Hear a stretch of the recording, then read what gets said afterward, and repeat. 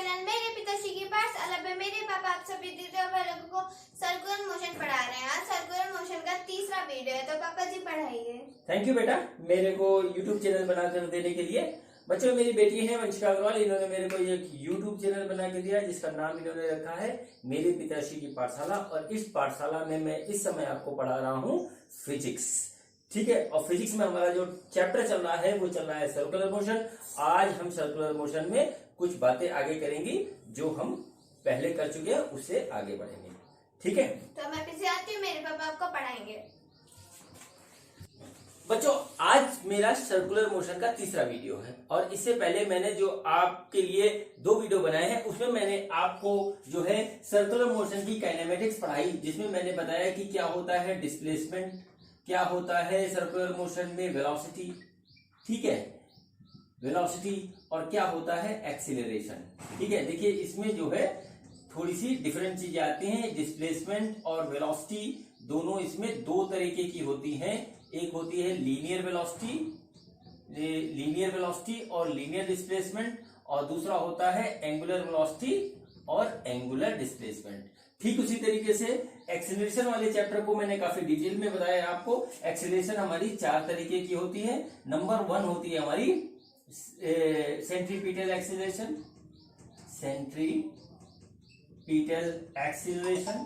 ठीक है। दूसरी होती है टेंजेंशियल एक्सीलरेशन, और फिर उसके बाद होती है हमारी नेट एक्सीलरेशन, ठीक है, नेट एक्सीलरेशन, और उसके बाद आती है हमारी एंगुलर एक्सीलरेशन, ठीक है।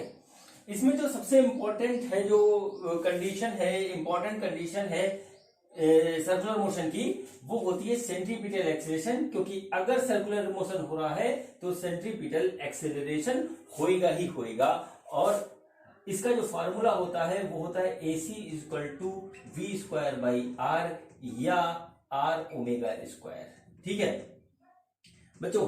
तो आज मैं आपसे बात करने वाला हूं इस फार्मूले के प्रूफ के बारे में, ठीक है, इस फार्मूले के प्रूफ के बारे में। क्योंकि पिछले वीडियो में मैंने आपको जब बताया था कि एक्सेलरेशन कितने तरीके की होती है, तो उसमें ये इसका प्रूफ मैंने आपको नहीं कराया था, ठीक है, डायरेक्टली फार्मूला बता दिया था। इसका प्रूफ आपके एग्जाम में आ जाता है, और हालांकि जेई और नीट में नहीं आता, लेकिन बोर्ड के लेवल पे आ जाता है। तो मैं उन बच्चों के लिए बताने जा रहा हूं जो बोर्ड का भी एग्जाम देने जा रहे हैं, ठीक है। तो चलिए देखते हैं कि इसका प्रूफ किस तरीके से होता है। तो बच्चों, आपको एक बात तो क्लियर हो ही गई होगी कि जो है कि सर्कुलर मोशन अगर हो रहा है, सर्कुलर मोशन अगर हो रहा है तो सेंट्रीपिटल एक्सीलरेशन होएगा ही होएगा, ठीक है।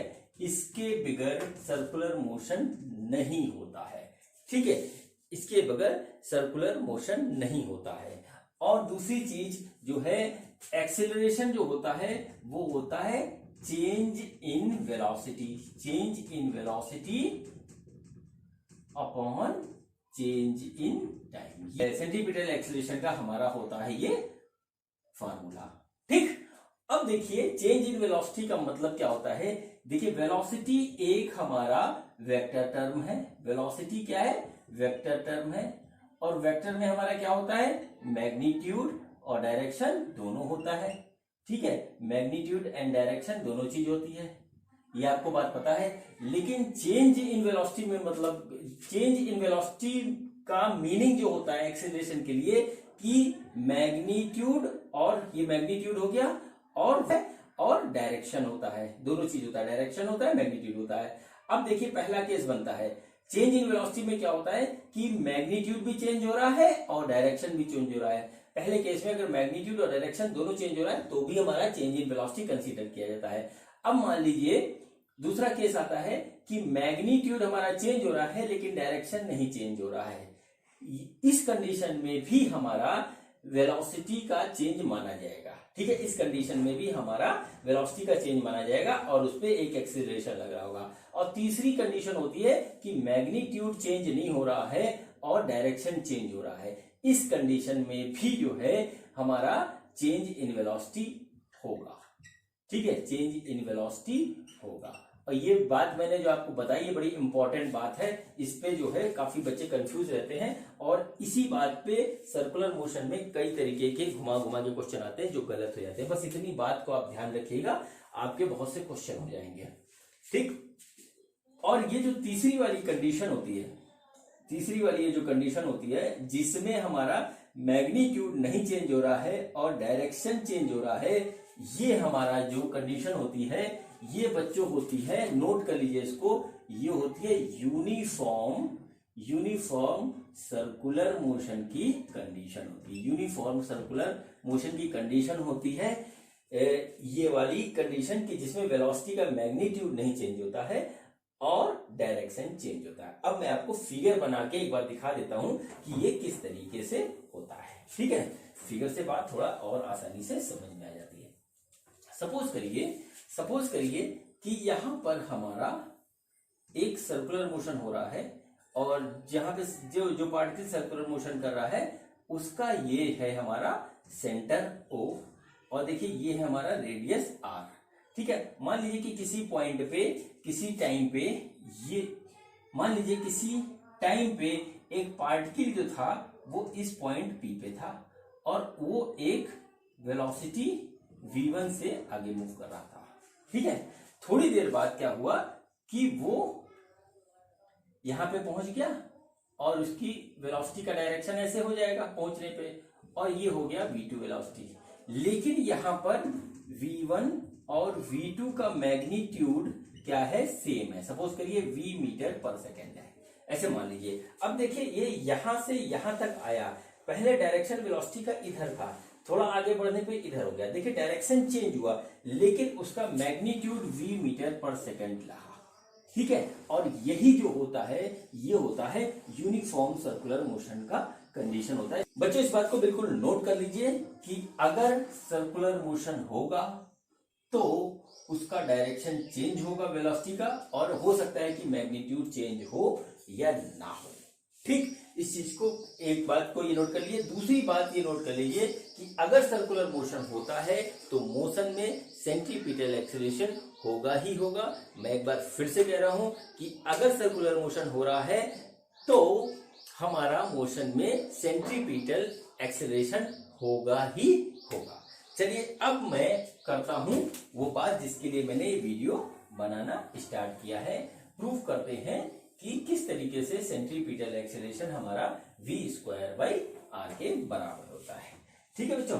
तो यहां पर देखिए एक पार्टिकल है जो इस सर्किल में सर्कुलर मोशन कर रहा है, इसका सेंटर O है और ये देखिए इसका रेडियस है हमारा r, ठीक है। और यहां से ये जो है एक वेलोसिटी v1 से इस डायरेक्शन में मूव कर रहा है। थोड़े टाइम डेल्टा t के बाद, टाइम नोट कर लीजिए, टाइम हम यहां लिख देते हैं, डेल्टा t के बाद ये क्या करता है, टर्न कर जाता है एंगुलर डिस्प्लेसमेंट डेल्टा थीटा से और इसकी वेलोसिटी का डायरेक्शन ये हो जाता है, ठीक है। और ये हो जाता है हमारा v2, ठीक। क्या हुआ, वेलोसिटी में चेंज क्या हुआ, v1 से v2 हुआ, चेंज इन वेलोसिटी। क्योंकि मैंने चेंज इन वेलोसिटी का कंसेप्ट अभी आपको थोड़ी देर पहले बताया है। और एक्सेलरेशन क्या होता है, change in velocity per unit time, यानी कि वेलोसिटी हमारा चेंज हो रहा है। अब बच्चे इसमें एक छोटा सा एजम्पशन मानते हैं, उस एजम्पशन को आप नोट कर लीजिए। एजम्पशन ये है इस फॉर्मूले को प्रूव करने के लिए कि हमारा जो सर्कुलर मोशन है वो यूनिफॉर्म सर्कुलर मोशन है, ठीक है। यूनिफॉर्म सर्कुलर मोशन हो रहा है, ठीक। यानी कि क्या हुआ कि इसकी जो वेलोसिटी है उसका मैग्नीट्यूड हमारा चेंज नहीं होता है, मैग्नीट्यूड वही रहता है। हम सपोज कर लेते हैं कि इसकी मैग्नीट्यूड है v मीटर पर सेकंड, इसका सिर्फ डायरेक्शन चेंज हो रहा है, ठीक है। अब देखिए क्या है कि यहां पर मैंने आपसे बताया कि चेंज इन वेलोसिटी हो रहा है। अब इस चेंज इन वेलोसिटी को हम किस तरीके से निकाले, ये चीज देखा जाता है। तो देखिए एक बात हम आपको बता दें कि वेलोसिटी हमारा क्या है, वेक्टर क्वांटिटी है, ठीक है। तो वेक्टर में जो चेंज हो रहा है, वेक्टर क्वांटिटी में जो चेंज हो रहा है उसको वेक्टर के लॉ से निकालेंगे। तो देखिए हम क्या करते हैं, ये काम ये करते हैं कि ये जो डायरेक्शन है वेलोसिटी का, हम इसको पकड़ के चलते हैं। तो देखिए ये हमारा हो गया इस तरीके से वेलोसिटी v1 वेक्टर, और इसके जो है टेल से ही हम यहाँ पे दूसरा बनाते हैं इस तरीके से। ये देखिए इसका डायरेक्शन इस तरीके से हो गया v2, ठीक है। ये हमारा हो गया V2, थोड़ा लंबा बन गया, इसको छोटा उसी साइज का कर देते हैं, ये हो गया V2। ठीक, V2 वेक्टर हो गया। ठीक, अब देखिए बात यहाँ पे ये पैदा होती है, तुरंत समझ में आती है कि इसके बीच का एंगल होगा, क्या होगा, इसके बीच का एंगल क्या होगा, यहाँ पे ये बात अभी जो है नहीं क्लियर है। ठीक है, क्योंकि वेक्टर के एडिशन में या सब्सट्रैक्शन में एंगल का बहुत बड़ा रोल है, ये बात आप सबको पता है, मैंने वेक्टर में आपको बता रखा है। ठीक, अब इसका एंगल क्या होगा सबसे पहले डिसाइड करते हैं। तो देखिए बच्चों, ये हमारा रेडियस है, रेडियस और वेलोसिटी एक दूसरे के परपेंडिकुलर है, रेडियस और वेलोसिटी एक दूसरे के परपेंडिकुलर है। ठीक है, अब जैसे ये दोनों जो है ये दोनों, ये वाला रेडियस के अलाउंग जो हमारा वो है वेक्टर, और इधर जो रेडियस के अलाउंग वेक्टर है, इसके बीच का जो है हमारा एंगल है वो डेल्टा थीटा। अब हमने ज्योमेट्री पढ़ रखी है, ज्योमेट्री में एक रूल है कि अगर दो लाइनों के बीच का एंगल थीटा है तो उनके परपेंडिकुलर लाइनों के बीच का भी एंगल थीटा होगा। ठीक है, ये ज्योमेट्री का एक रूल है, आप सबने पढ़ा होगा। तो बच्चों यहाँ पे क्या होता है कि ये एंगल है हमारा डेल्टा थीटा, तो यहाँ पर भी एंगल हमारा आएगा डेल्टा थीटा। ठीक है, अब देखिए यहाँ पे क्या होता है कि हमें निकालना डिफरेंस इन वेलोसिटी, मतलब चेंज इन वेलोसिटी। तो देखिए क्या हो गया, सपोज करते हैं कि हमारा चेंज इन वेलोसिटी हमारा इतना आया है डेल्टा v।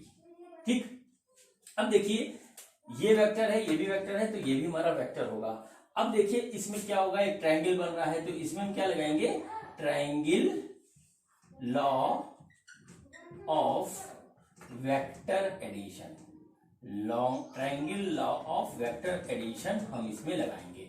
ठीक है, triangle law of vector addition क्या था, वो ये था कि अगर एक हमारा वेक्टर ऐसे है, इसके टेल से दूसरा वेक्टर जाएगा, तो ये वाला जो इस वाले वेक्टर के टेल से इस वाले वेक्टर का हेड से हेड मिलेगा, टेल से टेल मिलेगा, तो ये हमको देगा रिजल्टेंट, और ये वेक्टर होगा हमारा a और ये होगा हमारा b, यानी कि resultant equal to a plus b।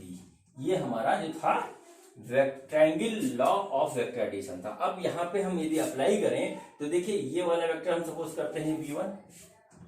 ठीक, अब इसके हेड से देखिए ये हमारा जा रहा है दूसरा वेक्टर, तो ये आ जाएगा डेल्टा v इक्वल टू, देखिए ये वाला जो वेक्टर है वो इसका काम ये कर रहा है, ये हो जाएगा हमारा v2। ये इस तरीके से आ गया। ठीक, अब देखिए यहाँ पे क्या होगा, v2 माइनस v1, ठीक है, इक्वल टू डेल्टा v, ये आ गया। यानी कि हमारा जो चेंज इन वेलोसिटी है, वो आ रहा है हमारा v2 minus v1, change in velocity आया हमारा v2 माइनस v1, ये हमारा आ गया यहां पर एक रिलेशनशिप चेंज इन वेलोसिटी का। ठीक है बच्चों, अब देखिए यहां पर हमने आपको एक बात बताई कि डेल्टा टी टाइम में डेल्टा थीटा का जब डिस्प्लेसमेंट होता है तो हमारा चेंज इन वेलोसिटी आता है डेल्टा v, जो कि होता है v2 माइनस v1। ठीक है, यहाँ पे सिर्फ डायरेक्शन का चेंज हो रहा है, मैग्नीट्यूड का चेंज हमारा नहीं हो रहा है। ठीक है, अब देखिए यहाँ पर हमको एक बात समझनी पड़ेगी कि जो काम वो यहाँ डेल्टा टी समय के लिए हुआ है, वही काम एक बहुत छोटे समय dt के लिए भी हो सकता है। सपोज करिए कि dt एक बहुत ही छोटा टाइम है, मानते हैं dt एक बहुत ही छोटा टाइम है, बहुत ही छोटा टाइम है, तो ऐसे कंडीशन में जो डेल्टा थीटा होगा वो भी हमारा क्या हो जाएगा, डी थीटा हो जाएगा। ठीक है, तो इसी बात को हम एक बहुत छोटे टाइम के लिए कंसीडर करते हैं, जिसको हम बोलते हैं डी थीटा। ठीक, तो देखिए सपोज करिए कि ये हमारा इसी तरीके से ये यहाँ पे इस तरीके से ये हमारा आ रहा है, वेलोसिटी v1 थी यहाँ पे, और यहाँ पे इस तरीके से वेलोसिटी हो गई v2। ठीक, देखिए सेम कंडीशन को मैंने थोड़ा सा कम समय के लिए रख दिया। तो अगर हम इसी रूल को इस पॉइंट पे अप्लाई करेंगे तो हमारा जो आएगा वो देख लीजिए क्या आएगा, वो क्या आएगा, वो आ जाएगा बच्चों इस तरीके से कि ये हो गया देखिए डी थीटा, ये हो गया v1, ये हो गया v2, ठीक इस तरीके से, और हमारा ये आ गया dv। ठीक है, तो हमारा क्या आ जाएगा, dv is equal to v2 minus v1, ये इस तरीके से आ जाएगा। ठीक, अब देखिए ये हमारा रेडियस r है, ये हमारा रेडियस r है, यहाँ पे हमारा कोई भी चेंज नहीं होता रेडियस में, और इसको भी डिस्प्लेसमेंट का वेक्टर है, डिस्प्लेसमेंट शो करता है रेडियस। तो हमारा क्या आएगा यहाँ पे, अगर हम इसको यहाँ पे इस तरीके से ट्रायंगल बना दें तो बच्चों ये आ जाएगा r, ये भी r आ जाएगा, और ये एंगल हमारा हो जाएगा d थीटा। अब देखिए ये जो है ये हमको क्या शो करेगा, ये शो करेगा dr। ठीक, अब आपके दिमाग में एक बात आ रही होगी, क्या बात आ रही होगी कि हमने स्ट्रेट लाइन क्यों बना दिया, ये तो आर्क है। बच्चों ये टाइम बहुत छोटा है, टाइम बहुत छोटा है, और जब हम एक सर्किल पे बहुत ही छोटा जो है आर्क लेते हैं तो वो नियर अबाउट स्ट्रेट लाइन हो जाता है। ठीक है, नियर अबाउट स्ट्रेट लाइन हो जाता है जब हम एक बड़े सर्किल पे बहुत ही छोटे एंगल को कंसीडर करते हैं, तो क्या होता है, नियर अबाउट स्ट्रेट लाइन हो सकता है, इसलिए हम इसको स्ट्रेट लाइन कंसीडर कर सकते हैं। ठीक है, अब बच्चों जरा यहां पर एक चीज आप देखिए, ये ट्रायंगल और ये ट्रायंगल, ठीक है, इनके बीच का जो एंगल है वो है डी थीटा, दोनों इक्वल है। ठीक, अब देखिए अगर आप ट्रायंगल की प्रॉपर्टीज को अप्लाई करें तो ये भी बराबर है, ये भी बराबर है, ये भी दोनों आपस में बराबर है, एंगल दोनों के बीच का इक्वल है, तो इसका ये एंगल और ये एंगल भी बराबर होगा, ये एंगल और ये एंगल भी बराबर होगा, इसलिए क्या होगा, ये दोनों हमारे क्या है, सिमिलर ट्रायंगल है। ठीक है, सिमिलर ट्रायंगल है ये। अब देखिए इसमें हम क्या करेंगे, सिमिलर ट्रायंगल की प्रॉपर्टी लगा देंगे। सिमिलर ट्रायंगल की प्रॉपर्टी क्या होती है, ratio of sides are equal. तो यहां पर हम देखिए रेशियो ऑफ साइड निकालेंगे, तो देखिए हमारा क्या है कि रेशियो ऑफ साइड्स निकालते हैं तो क्या आ गया, d r divided by r is equal to d v divided by V2। ठीक है, हमने इसे लिख दिया। अब देखिए यहाँ पे हमने क्या रखा है, मैग्नीट्यूड ऑफ वेलोसिटी रखी है, क्योंकि रेशियो में हमारा किसी भी तरीके का वेक्टर का कोई रोल नहीं होता है, वेक्टर का डिवीजन वैसे भी नहीं होता, और रेशियो में हम वेक्टर नहीं करेंगे, इसका रखेंगे सिर्फ और सिर्फ मैग्नीट्यूड। अब देखते हैं कि इसका मैग्नीट्यूड क्या है, इसका मैग्नीट्यूड है v।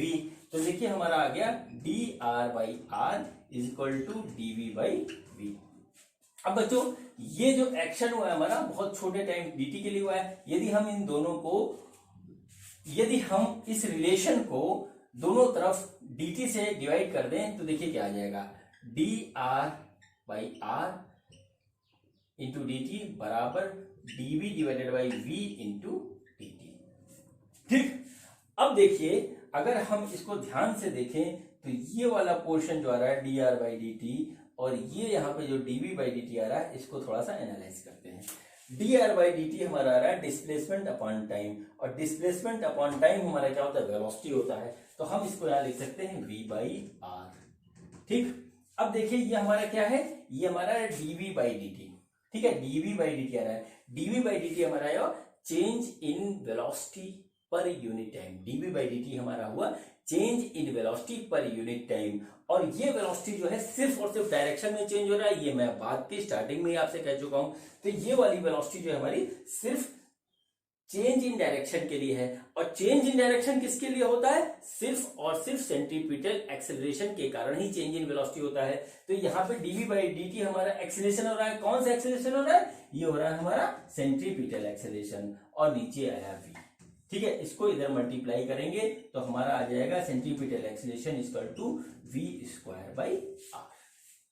ठीक है बच्चों, ये हमारा हो गया सेंट्रीपिटल एक्सेलरेशन का फार्मूला प्रूफ हो गया।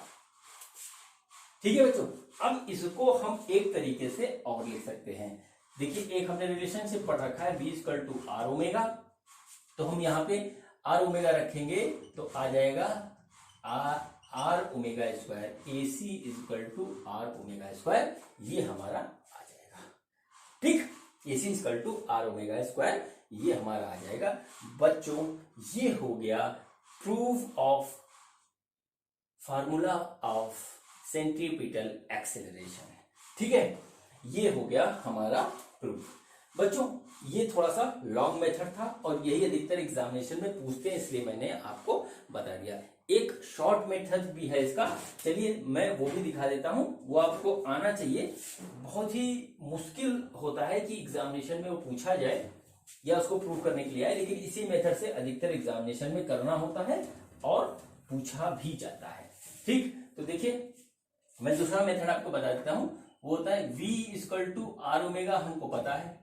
ठीक है, हम दोनों तरफ इसको डिफरेंशिएट करते हैं, लेकिन डिफरेंशिएट करने से पहले मैं आपको एक बात बता देता हूं कि ये जो है हमारा यूनिफॉर्म सर्कुलर मोशन के लिए रिलेशन लिखा है, यूनिफॉर्म सर्कुलर मोशन। ठीक, अब थोड़ा सा यूनिफॉर्म सर्कुलर मोशन को एक बार हम और कंसीडर कर लेते हैं। यूनिफॉर्म सर्कुलर मोशन में ओमेगा हमारा कांस्टेंट रहता है। ठीक है, यूनिफॉर्म सर्कुलर मोशन में ओमेगा हमारा कांस्टेंट रहता है। देखिए ना तो इसका मैग्नीट्यूड बदल रहा है ना डायरेक्शन बदल रहा है। v का डायरेक्शन बदल रहा है लेकिन इसका डायरेक्शन नहीं बदल रहा है। देखिए क्यों नहीं बदल रहा है, क्योंकि ओमेगा हमारा क्या है, ओमेगा है हमारा एक्सियल वेक्टर। एक्सियल वेक्टर है, ये मैंने आपने पहले वीडियो में बता रखा। और एक्सियल वेक्टर का डायरेक्शन क्या होता है, ये होता है, इस तरीके से होता है, एक्सिस के अराउंड होता है, इधर जाता है ऐसे। अब मान लीजिए इसका डायरेक्शन चेंज हो रहा है, मानते हैं इसका डायरेक्शन चेंज हो रहा है, लेकिन किसी भी कंडीशन में ओमेगा का डायरेक्शन नहीं चेंज हो रहा है। और क्योंकि जो हमारा सर्कुलर मोशन है वो यूनिफॉर्म है, तो जो है इसका मैग्नीट्यूड भी नहीं चेंज हो रहा है, यानी कि ओमेगा हमारा यहाँ पे पूरी तरीके से कांस्टेंट है। लेकिन v और डायरेक्शन ऑफ डिस्प्लेसमेंट दोनों हमारा चेंज हो रहा है ये लगातार, तो यहां पर हमारा क्या होगा, ओमेगा हो गया कांस्टेंट। अब इस रिलेशनशिप को हम टाइम के रिस्पेक्ट में डिफरेंशिएट कर देते हैं, टाइम के रिस्पेक्ट में हम डिफरेंशिएट कर देते हैं, तो देखिए क्या आता है, dv by d t is equal to d by d t of r omega. ठीक है, अब देखिए हमारा ओमेगा कांस्टेंट है, मैंने अभी आपको समझा दिया, तो ओमेगा निकल आया बाहर और आ गया ये हमारा dr बाई डी टी और ये आ गया dv बाई डी टी। ठीक, अब देखिए यहाँ पे क्या हो रहा है, हमारा डायरेक्शन का चेंज हो रहा है, डायरेक्शन का चेंज हो रहा है यहाँ पे। वेलोसिटी का तो ये हो गया चेंज इन वेलोसिटी बटे चेंज इन टाइम, तो ये हमारा हो गया सेंट्रीपिटल एक्सेलरेशन, और ये हमारा आ गया चेंज इन डिस्प्लेसमेंट बटे चेंज इन टाइम, ये हो गया हमारा वेलोसिटी। तो इस तरीके से आ गया ओमेगा v। इसको यदि हम v equal to are omega से, यहाँ omega equal to v equal to are omega हम यहाँ रख दें, तो देखिए ये हो गया आर ओमेगा स्क्वायर। ठीक है, और यदि omega equal to v by r रख दें, तो ये हमारा आ गया v square by r. AC equal to, ये हमारे तीन रिलेशन होते हैं सेंट्रीपिटल एक्सेलरेशन के, जहां कहीं भी जिस तरीके से यूज इसको करना हो किया जा सकता है। ठीक है, ये तीनों होते हैं इसके रिलेशनशिप। ठीक, अब एक बात और आती है बच्चों, एक बात और आती है, वो आती है कि डायरेक्शन ऑफ सेंट्रीपिटल एक्सेलरेशन। ठीक है, डायरेक्शन ऑफ सेंट्रीपिटल एक्सेलरेशन किधर होगा। अब मैं उस बात को करता हूं कि डायरेक्शन ऑफ सेंट्रीपिटल एक्सेलरेशन किधर होगा, तो इस चीज को नोट कर लीजिए बिल्कुल ध्यान से, और पूछा भी जाता है एग्जाम में, और एप्लीकेशन बहुत है बच्चों इसका। एप्लीकेशन अभी आगे जो है, अब इसके बाद जो वीडियो बनेगा उसमें बड़े क्वेश्चन और बड़ा कंसेप्ट आने वाला है। एप्लीकेशन बहुत है इसमें, एक ही चीज होती है उसका, जो डायरेक्शन होता है सेंट्रीपिटल एक्सेलरेशन का, वो होता है towards the centre along the radius। ठीक है, इसको इस बात को याद रखिए, जैसे कि ये देखिए ये सेंटर है इसका, ये हमारा हो गया एक्सेलरेशन, सेंट्रीपिटल एक्सेलरेशन का डायरेक्शन इस तरीके से, towards the centre along the radius, towards the centre along the radius, towards the centre along the radius, ये चारों तरफ होगा। और यही क्या करता है, इसका डायरेक्शन चेंज करने में काम करता है। इस तरीके से डायरेक्शन चेंज करता जाता है, वेलोसिटी उसकी जो है, वेलोसिटी का मैग्नीट्यूड सेम रखता है और पार्टिकल सर्कुलर मोशन पे आ जाता है। आपको बहुत तरीके के अभी सर्कुलर मोशन मिलेंगे, देखिएगा बहुत तरीके का, कहने का मतलब ये कि कई तरीके के कंसेप्ट में सर्कुलर मोशन हो जाता है। जैसे कि हमारी अर्थ सन के अराउंड घूम रही है, ये भी है। एक इलेक्ट्रॉन हमारा न्यूक्लियस में घूम रहा है, नहीं एटम, एक इलेक्ट्रॉन हमारा एटम में घूम रहा है न्यूक्लियस के अराउंड, ये हो गया। मैग्नेटिज्म आप अगले साल पढ़ेंगे, या जो बच्चे IIT और नीट की तैयारी कर रहे हैं वो मैग्नेटिज्म पढ़ रहे होंगे, उसमें जब फोर्स लगता है तो वो सर्कुलर मोशन पे आ जाता है, चार्ज पार्टिकल मैग्नेटिक फील्ड में एंटर करते हुए। इस तरीके के बहुत से हमारे आते हैं सर्कुलर मोशन के केसेस, उसी को मैं कह रहा हूं। ठीक है, अब देखिए क्या होता है कि ये हमारी पूरी बात खत्म हो गई सर्कुलर मोशन के सेंट्रीपिटल एक्सेलरेशन की। इसका मैंने आपको फार्मूला भी बता दिया, प्रूव भी करा दिया, डायरेक्शन भी बता दिया। अब थोड़ी सी बात कर लेते हैं नॉन यूनिफॉर्म सर्कुलर मोशन की।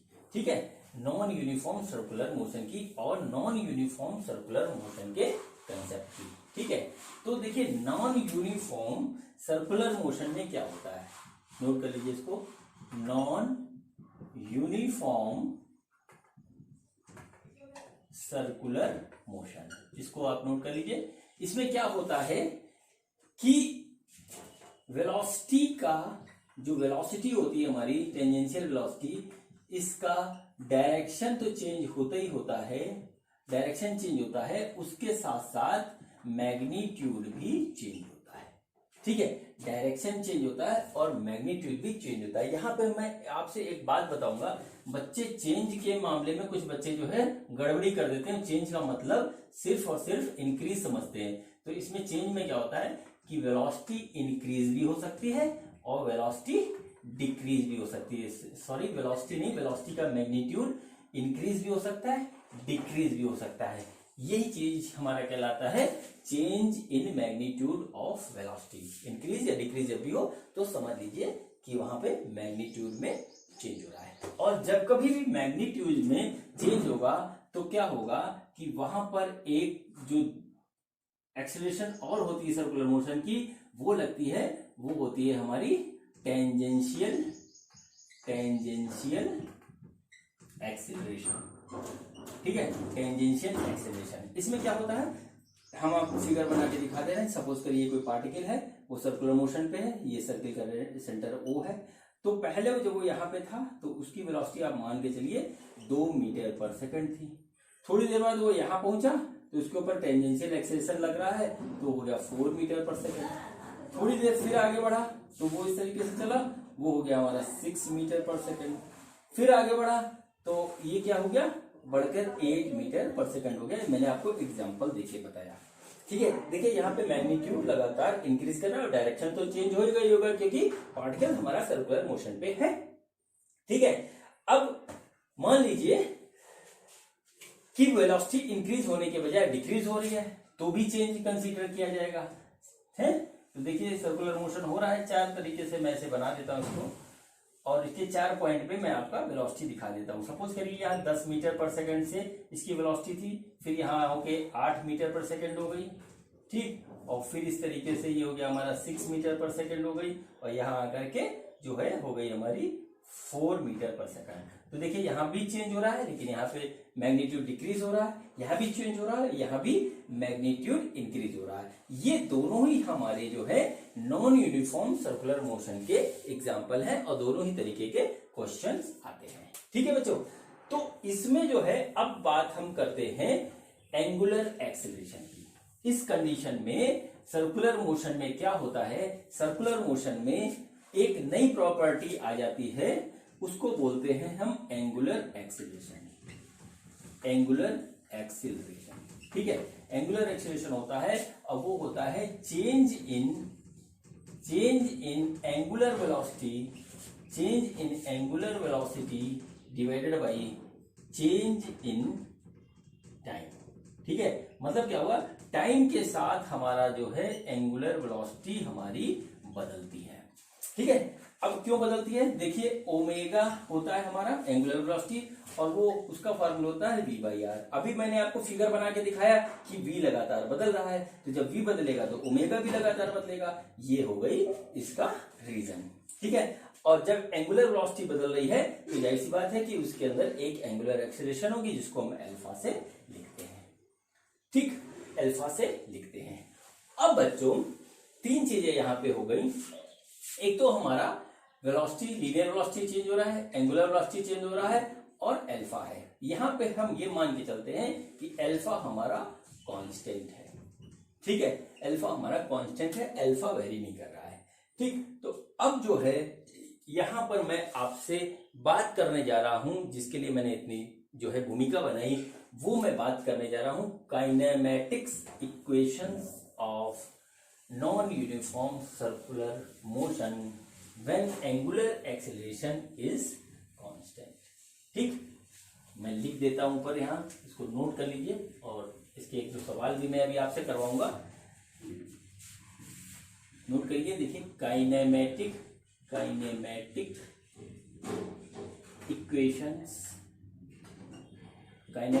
इक्वेशंस ऑफ नॉन यूनिफॉर्म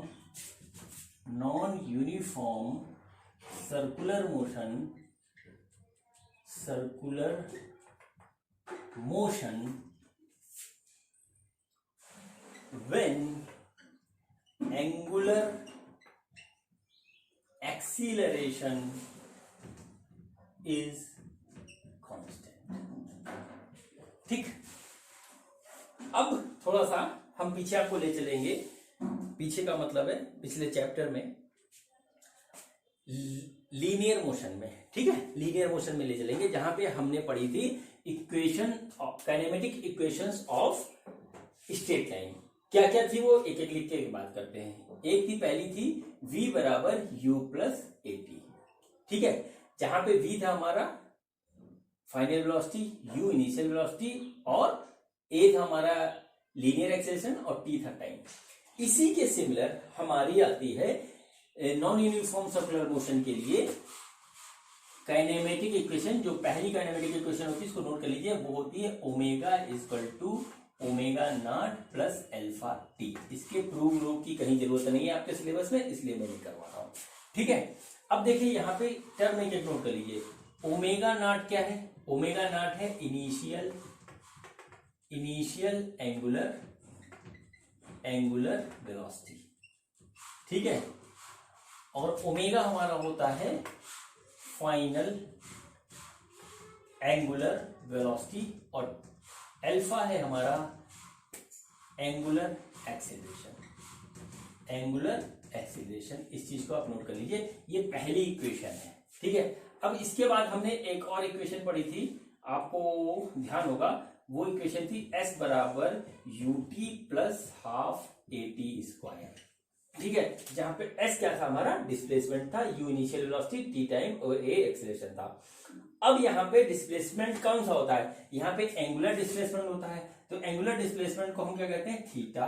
क्या हो जाएगा? Theta equal to omega naught t plus 1/2 alpha t square. देखिए सिमिलर है दोनों, ठीक। अब देखिए इसके बाद एक और रिलेशन आई थी, वो थी v स्क्वायर बराबर u स्क्वायर प्लस 2as, ठीक है। इसी के सिमिलर वो इक्वेशन बनेगी, वो देखिए किस तरीके से होती है, omega square equal to omega naught square plus 2 alpha theta. एक हमने इक्वेशन पढ़ी थी डिस्टेंस कवर्ड, इक्वेशन हमने पढ़ी थी distance covered in nth second. बड़ा इंपॉर्टेंट होता है, इसको लोग हल्के में पढ़ते हैं, उसके क्वेश्चन आ जाते हैं तो भूल जाते हैं। चलिए कोई बात नहीं, मैंने इसका एक सेपरेट वीडियो बना के दिया आप लोगों को। तो वो क्या था देखिएगा, वो था Sn equal to u plus a/2 2n-1, जहां n है नंबर ऑफ सेकेंड, ठीक है, nth सेकेंड। अब देखिए इसी के सिमिलर जो था angular displacement in nth second, ठीक है, nth सेकेंड। ये क्या होगा? Theta n equal to omega naught plus alpha by 2n-1, ठीक। ये बच्चों हमारा जो है kinematic equations of non uniform circular motion है, जब हमारा अल्फा कांस्टेंट होता है, ठीक है बच्चों। ये सिमिलर टू लीनियर इक्वेशन या स्ट्रेट लाइन की इक्वेशन के सिमिलर होता है, बिल्कुल साफ साफ दिख रहा है। इसको आप कर लीजिए नोट, और अब मैं इसी कंसेप्ट पे बेस आपको थोड़े से क्वेश्चन करवाता हूं, ठीक बच्चों। देखिए बड़ा ही सिंपल क्वेश्चन है, पहला क्वेश्चन है, तो देखते हैं सबसे पहले क्वेश्चन क्या है।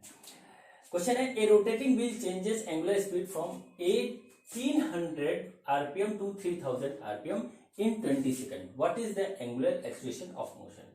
यहाँ पे क्या है, एक व्हील है जो कि रोटेट कर रहा है और उसका जो स्पीड बदलता है वो 1800 आरपीएम से 3000 आरपीएम तक हो जाता है। तो सबसे पहले हम क्या देखते हैं, नंबर ऑफ रिवॉल्यूशन है। Number of revolution first case में क्या है, इसको हम मान लेते हैं n1 और ये हमारा होता है 1800, ठीक है, रिवॉल्यूशन पर मिनट जो दे रखा है।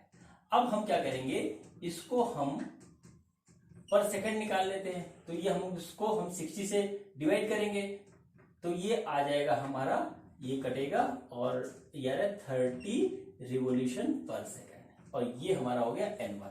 n1 का मतलब हो गया ये अब काम करेगा हमारा फ्रीक्वेंसी की, ठीक है। अब क्या हुआ कि t = 20 सेकंड के बाद इसका आरपीएम बदल जाता है, वो हो जाता है 3000, ठीक है, 3000 आरपीएम से चलने लगता है।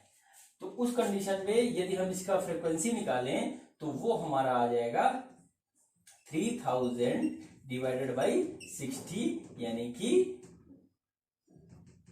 कि हमारा आ रहा है 50 रिवॉल्यूशन पर सेकेंड और ये आ गया हमारा फ्रीक्वेंसी आफ्टर 20 सेकेंड, ठीक। अब देखिए फ्रीक्वेंसी और एंगुलर वेलोसिटी का एक रिलेशन था जो हम लोगों ने पढ़ा था। तो देखिए हम क्या करेंगे, पहले इनिशियल इसकी एंगुलर वेलोसिटी निकालेंगे जो कि होती है ओमेगा नॉट। ये होगा हमारा 2πn1 और ये आएगा 2π इंटू हमारा कितना है 30 आ रहा है n1 की वैल्यू, तो ये हमारा आ गया 60 पाई रेडियन पर सेकेंड, ठीक। उसके बाद 20 सेकेंड के बाद क्या हुआ कि हमारा फ्रीक्वेंसी बदल गई और ये हमारी हो गई n2। तो n2 के हिसाब से अब हम क्या करेंगे, एंगुलर वेलोसिटी निकालेंगे 20 सेकंड के बाद। तो ये हमारा आ रहा है 2π इंटू n2 है हमारा 50, तो ये आ गया हमारा 100 पाई रेडियन पर सेकंड, ठीक। ये हमारी दो वैल्यूज आ गई, इसको हम यहाँ पे नोट कर लेते हैं। ओमेगा नॉट आया हमारा 60 पाई रेडियन पर सेकंड और ओमेगा आ गया हमारा 100 पाई रेडियन पर सेकंड, ठीक है बच्चों। अब देखिए क्या होता है, अब जो है हम लगाएंगे kinematic equation of circular motion, ठीक, लगाएंगे। तो देखते हैं वो पहला ही वाला इसमें लग जाएगा, वो था हमारा omega = omega naught plus alpha T. Omega हमारा कितना है, वो है हमारा 100 पाई, ओमेगा नॉट है हमारा 60 पाई, अल्फा हमको निकालना है और टाइम हमको दे रखा है 20 सेकेंड, ठीक। तो देखिए क्या हो रहा है, 20 अल्फा = 40 पाई, यानी कि अल्फा आ गया हमारा 40 पाई डिवाइडेड बाई 20 यानी कि 2 पाई रेडियन पर सेकेंड स्क्वायर, ठीक है। हम आपको एक बात बता रहे हैं कि कोई भी सवाल करिएगा फिजिक्स में, किसी भी चैप्टर का करिएगा, ठीक, आप जो है जो भी आंसर लाएं उसके आगे बिल्कुल प्रैक्टिस डाल लीजिए कि हमको यूनिट लिखनी ही लिखनी है। इससे बताएं क्या होगा, इससे आपको यूनिट याद करने के लिए अलग से टाइम नहीं देना पड़ेगा और जब तक आपका कोर्स कंप्लीट होगा तब तक आपको सारे यूनिट याद हो चुके होंगे और जब यूनिट याद हो जाएंगे तो डायमेंशन भी उसके काफी हद तक आपको याद हो जाएंगे। इससे क्या होगा, जो आपके एग्जाम में यूनिट और डायमेंशन का क्वेश्चन आता है वो गलत नहीं होगा। मैं बात बहुत छोटी कह रहा हूं लेकिन इंपैक्ट उसका बहुत बड़ा है। मैं बार बार लिखता हूं, लिखता रहूंगा, ठीक है। अब ये हमारा क्वेश्चन कंप्लीट हुआ बच्चों, इस तरीके से इस क्वेश्चन को करेंगे। चलिए अब देखते हैं अगला क्वेश्चन। बच्चों देखिए ये नेक्स्ट क्वेश्चन है, देखते हैं सबसे पहले क्वेश्चन क्या है। A wheel of motor rotates with a constant acceleration of 4 radian per second square. If the wheel starts from rest, how many revolution will it make in the first 20 second, ठीक। अब देखिए सबसे पहले note करते हैं कि इस question में क्या क्या दे रखा है। क्वेश्चन में दे रखा है अल्फा और जो कि हमारा 4 रेडियन पर सेकंड स्क्वायर दे रखा है। टाइम दे रखा है हमारा जो है 20 सेकेंड्स, ठीक। और ओमेगा नॉट यानी इनिशियल एंगुलर वेलोसिटी हमको दे रखी है 0, रेस्ट से स्टार्ट हो रहा है इसलिए 0 रेडियन पर सेकेंड हमारा ये आ रहा है। अब देखिए इन्होंने इस क्वेश्चन में ये पूछ रखा है कि 20 सेकेंड में ये जो है व्हील कितना रिवॉल्यूशन कर लेगा जब वो रेस्ट से स्टार्ट होकर के इस एंगुलर एक्सीलरेशन से चलता है, ठीक। अब देखिए सबसे पहले हम निकालेंगे इसमें कि टोटल एंगुलर डिस्प्लेसमेंट उसका कितना हुआ 20 सेकंड में 4 रेडियन पर सेकंड स्क्वायर के एंगुलर एक्सेलेरेशन से। तो इसमें देखिए फार्मूला लगेगा हमारा theta equal to omega naught t plus 1/2 alpha t square. ठीक है, ओमेगा नॉट हमारा 0 है, टी हो गया 20 प्लस 1/2 इंटू अल्फा हमको दे रखा है 4 और टी दे रखा है 20 इंटू 20। ये गया कट, ये आ गया 2 और ये आ गया 1800 रेडियन का इसका होगा हमारा डिस्प्लेसमेंट। ठीक है, अब बच्चों 1800 रेडियन टोटल वो हमारा डिस्प्लेसमेंट लेता है 20 सेकंड में। अब देखिए एक रिवॉल्यूशन में कितना रेडियन कोई भी पार्टिकल चलता है, वो चलता है 2 पाई रेडियन। ठीक है, तो अब देखिए नंबर ऑफ रिवॉल्यूशन क्या होगा, number of revolution in 20 second वो होगा total angular displacement divided by angular displacement in 1 revolution. ठीक है, ये आएगा। अब टोटल डिस्प्लेसमेंट हमारा कितना हुआ, एंगुलर डिस्प्लेसमेंट वो हुआ 800 रेडियन का, तो ये हमारा आ गया 800 डिवाइडेड बाई 2 पाई।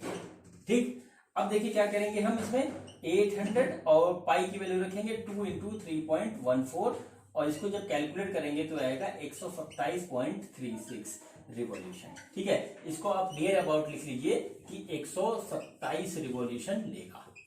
ठीक है, 127 रिवॉल्यूशन ये देगा हमारा, इस तरीके से लिख लीजिए क्योंकि 127 रिवॉल्यूशन। ठीक, ये इसका हो गया आंसर। बड़ा सिंपल क्वेश्चन था और ये पहले वाले क्वेश्चन से थोड़ा सा डिफरेंट क्वेश्चन था। ठीक है बच्चों, अब करते हैं एक और क्वेश्चन। बच्चों देखिए नेक्स्ट क्वेश्चन है, देखते हैं क्वेश्चन क्या है। A wheel of car accelerates uniformly from rest. ठीक है, rotates through 1.5 radian in first second, find the angle rotated in the next second. देखिए एक नॉन यूनिफॉर्म सर्कुलर मोशन हो रहा है कार की व्हील का, वो क्या करता है, रेस्ट से स्टार्ट होता है, यानी कि ओमेगा उसका ओमेगा नॉट है 0 रेडियन पर सेकंड। ठीक है, और जो है एक्सेलरेशन है उसमें हमें पता नहीं कितना है, लेकिन वो पहले सेकंड में जो है, जो हमारा थीटा जिस एंगल से वो जिस पहले सेकंड में जिस एंगल से घूमता है वो हमारा होता है 1.5 रेडियन। ठीक है, तो इसमें पूछा है कि दूसरे सेकंड में वो कितना घूमेगा। ठीक है, दूसरे सेकंड में वो कितना घूमेगा। तो हम क्या करते हैं, सबसे पहले यहाँ पे लगाते हैं एंगुलर डिस्प्लेसमेंट का फार्मूला पहले सेकंड के लिए। तो एंगुलर डिस्प्लेसमेंट का फार्मूला हमारा क्या है, theta equal to omega naught t plus 1/2 alpha t square. ठीक है, थीटा हमारा कितना है 1.5 रेडियन, ओमेगा नॉट है 0, टी है हमारा 1 और ये आ गया 1/2 अल्फा टी स्क्वायर यानी कि 1 स्क्वायर। ये आ गया इस तरीके से, तो आ गया 1/2 अल्फा बाई 2 टी, नहीं अल्फा बाई 2, टी तो हमारा 1 था 1 हो गया, तो अल्फा आ गया हमारा 3 रेडियन पर सेकंड स्क्वायर। इसको हम यहाँ नोट कर देते हैं 3 रेडियन पर सेकंड स्क्वायर। ठीक, और इसको हम मान लेते हैं थीटा 1। अब हमसे पूछा है कि दूसरे सेकंड में ये कितना रोटेट करेगा। तो बच्चों दूसरा सेकंड स्टार्ट होगा पहला सेकंड खत्म होने के बाद। ठीक है, तो हम क्या करते हैं कि दूसरे सेकंड का निकालने से पहले हम क्या कर लेते हैं कि हम ये कर लेते हैं कि टोटल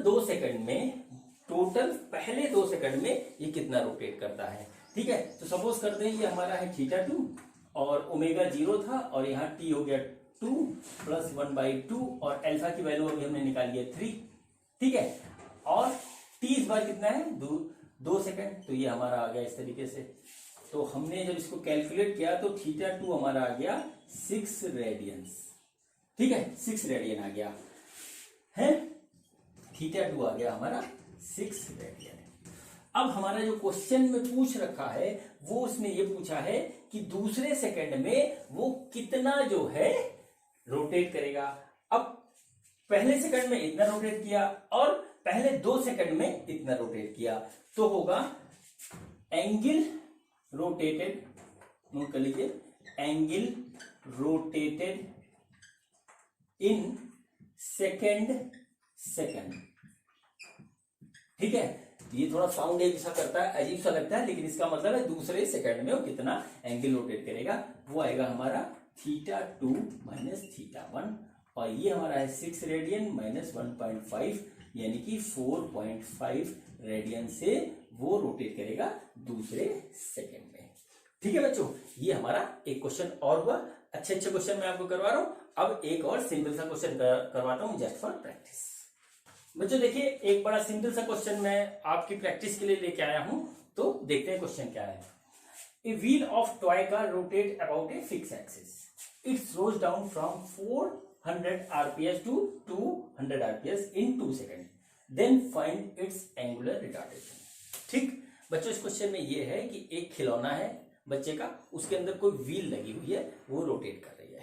ठीक, अब क्या होती है, व्हील का जो रिवॉल्यूशन है वो कम होता है। स्टार्टिंग में जो उसका रिवॉल्यूशन था, उसको एन1 लिख लें, वो 400 रिवॉल्यूशन पर सेकंड था, और t=2 सेकंड में वो हो जाता है हमारा 200 रिवॉल्यूशन पर सेकंड।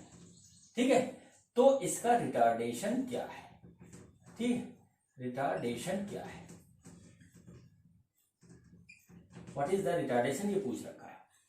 ठीक है, अब देखिए यहां पे क्या हो रहा है कि यहाँ पे हमारा एंगुलर जो है वेलोसिटी कम हो रही है, एंगुलर स्पीड हमारी कम हो रही है। ठीक है, तो देखते हैं कि हमारा एंगुलर स्पीड पहले क्या क्या है। तो देखिए, पहले हम निकालते हैं ओमेगा नॉट। स्टार्टिंग में एंगुलर स्पीड कितनी है, तो हमारा आगे ओमेगा नॉट आएगा 2πn1, तो आएगा 2π और n1 है हमारा 400, तो ये हमारा टोटल हो जाएगा 800 पाई। ठीक, ओमेगा नॉट हमारा हो गया 800 पाई रेडियन पर सेकेंड, यूनिट जरूर लिखिएगा। ठीक है, और फिर क्या होता है, t समय के बाद क्या कितना हो जाता है, ओमेगा हो जाता है, और ये हमारा आएगा 2πn2, तो कितना हो जाएगा 2π इंटू कितना है ये हमारा 200, तो ये हमारा हो गया 400 पाई रेडियन पर सेकेंड, ये आ गया।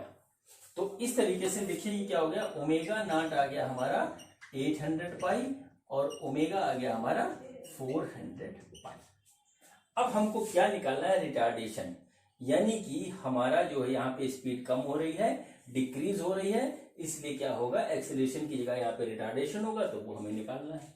तो हम निकालते हैं 2 सेकंड में कितना रिटार्डेशन हमारा लगा। तो यहाँ पे फार्मूला लगेगा omega equal to omega naught plus alpha t. ठीक है बच्चों, तो अब देखिए ओमेगा नॉट हमारा कितना आ रहा है 800 पाई, ये आ रहा है, और ओमेगा हमारा कितना है 400 पाई। देखिए यहाँ पे अभी हमने निकाल के कैलकुलेट करके यहाँ लिखा हुआ है, प्लस अल्फा हमें क्या है निकालना है, और टाइम हमारा है 2 सेकंड। ठीक, अब देखिए 2 अल्फा इक्वल टू आ रहा है -400 पाई, ये आ रहा है हमारा 2 अल्फा इक्वल टू -400 पाई, और अल्फा आ जाएगा इस हिसाब से हमारा -200 पाई रेडियन पर सेकेंड स्क्वायर, ये आ जाएगा। ठीक, अब देखिए यहाँ पे माइनस साइन ये इंडिकेट करता है कि एक्सेलरेशन हमारा रिवर्स डायरेक्शन में लग रहा है, मतलब कि ये रिटार्डेशन है। ठीक है, रिटार्डेशन है, एंगुलर रिटार्डेशन है हमारा, लिख लेते हैं एंगुलर रिटार्डेशन, एंगुलर रिटार्डेशन। ठीक, ये हमारा एक क्वेश्चन और कंप्लीट हुआ। बच्चों ये आज मैंने आपको जो है सर्कुलर मोशन में थोड़ा सा एक और स्टेप की बातें बताई। ठीक, आज मैंने आपको क्या किया, सेंट्रीपिटल एक्सेलरेशन का कंसेप्ट एक बार रिवाइज किया, फिर ये बताया कि सेंट्रीपिटल एक्सेलरेशन का प्रूफ किस तरीके से होता है, और नॉन यूनिफॉर्म सर्कुलर मोशन के बारे में बताया, नॉन यूनिफॉर्म सर्कुलर मोशन की काइनेमेटिक इक्वेशन के बारे में बताया, और कुछ छोटे छोटे नन्हे मुन्ने से सवाल करवाए हैं। ठीक है, मुझे पूरी उम्मीद है कि आपका कंसेप्ट थोड़ा सा क्लियर हुआ होगा। ना क्लियर हुआ होगा तो 2-4 दिन बाद वीडियो फिर से देख लीजिएगा, क्योंकि बार बार देखने से, बार बार प्रैक्टिस करने से ही कंसेप्ट क्लियर होता है। तो आज मैं वीडियो खत्म करने की इजाजत चाहता हूं। अब मेरा सर्कुलर मोशन का नेक्स्ट वीडियो बनेगा, जिसमें मैं आपसे बात करूंगा सेंट्रीपिटल एक्सेलरेशन एंड सेंट्रीफ्यूगल नहीं सॉरी गलती हो गई, जिसमें मैं आपसे बात करूंगा सेंट्रीपिटल फोर्स के बारे में एंड सेंट्रीफ्यूगल फोर्स के बारे में। बड़ा ही इंपॉर्टेंट चैप्टर है क्योंकि यहां से अब बड़े क्वेश्चन बनते हैं और अब उसको किया जाएगा। ठीक है।